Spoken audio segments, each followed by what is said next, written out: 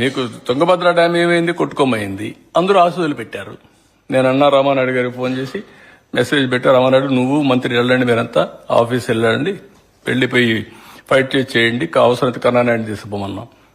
కన్నానాయుడు రమ్మంటే ఆయన కన్ను ఏదో ప్రాబ్లం ఉంది, నేను రానంటే కాదు, నేను సర్జరీ చేయించుకుంటే నేను రాలేనంటే సార్ చెప్పాడంటే సరే ఆ సార్ చెప్తే నేను వస్తానని చెప్పి ఆడ నుంచి బయలుదేరి వచ్చి కర్ణాటకలో ఉండే సీఎం డిప్యూటీ సీఎం ఆశలు పెడితే ఈయన పోయేసి ఆ నీళ్లు స్టాప్ చేసి గేట్లు పెట్టి వాటర్ పోయే సమయంలో గేట్లు క్లోజ్ చేయించాడు.